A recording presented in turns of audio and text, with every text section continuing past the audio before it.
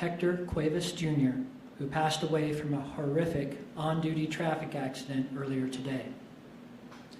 Hector was a 6-year veteran of law enforcement and was assigned to the Victorville station for the past 3 years.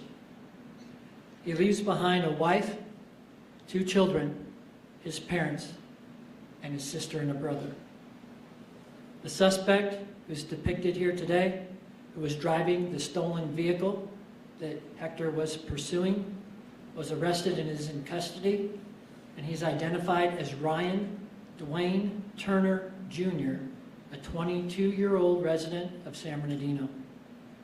Turner will be booked later for PC, or Penal Code Section 191.5, which is vehicular manslaughter while intoxicated, and Vehicle Code Section 2800.3, evading a peace officer and causing death or serious injury, and we will be seeking no bail from our judges. We currently do not know the exact circumstances surrounding the collision as of yet. Our Major Accident Investigation Team, or MATE team, is in the process of conducting that investigation.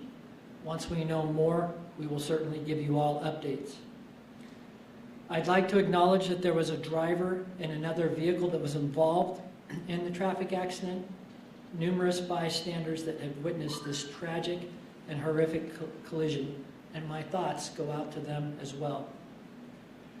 Before conducting this press conference tonight, I was able to spend time with Hector's family and his law enforcement partners. Hector was described as a devout family man, and by his law enforcement partners, a cop's cop who has the ability to go between dealing with the most hardcore gang member to turning around and being able to talk to a child and make sure they felt safe and knew that they were protected. I want to thank our entire community in San Bernardino County as the procession brought Hector home today.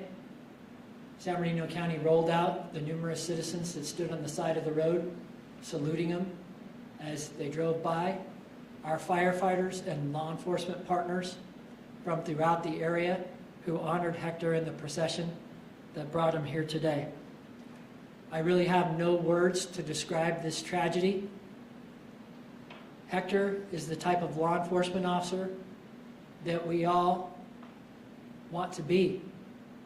He was a grand and great protector and a great father, and we will be suffering his loss and supporting his family for quite some time. With that, I will take questions. Sheriff, any loss is difficult. Is this one particularly difficult just because he was responding to his job? That's all he was doing? Yeah, it's particularly difficult, yes, because this is in the line of duty. And while we all take an oath to swear and know that things like this could happen to us, you don't keep that in the forefront of your conscience.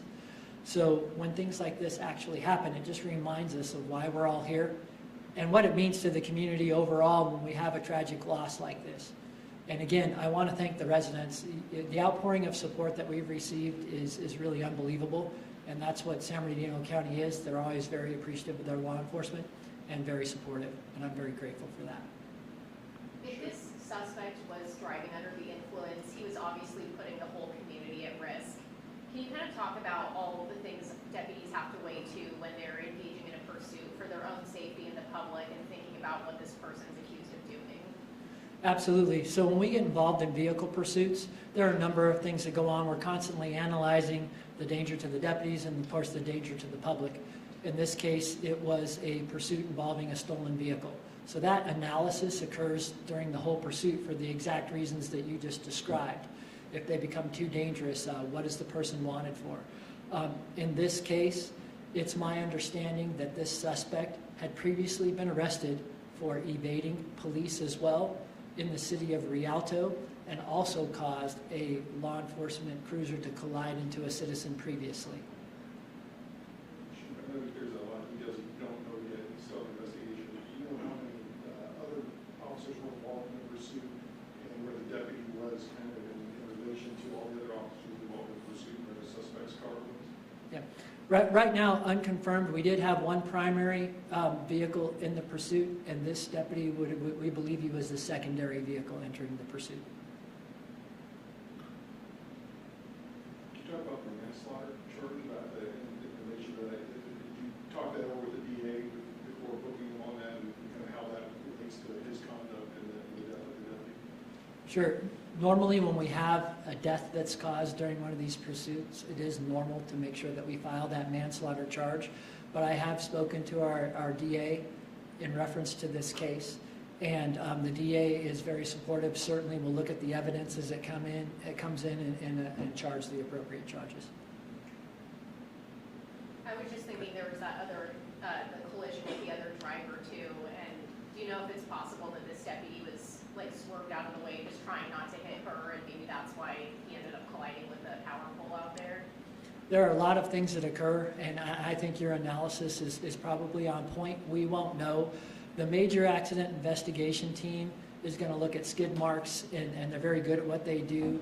They'll be able to look at just a number of things that lead up to that, and I hope certainly by the time we're done with this, I'll be able to give you a clearer picture as to what happened out there. If there are no other questions, I appreciate all of you covering this. This is a tragedy for the department, certainly the Cuevas family, and for this community. And I could not be more proud of Hector Cuevas. He walks the walk and walks the line, and unfortunately today he gave his life. And for that we will be ever grateful as a community. Thank you.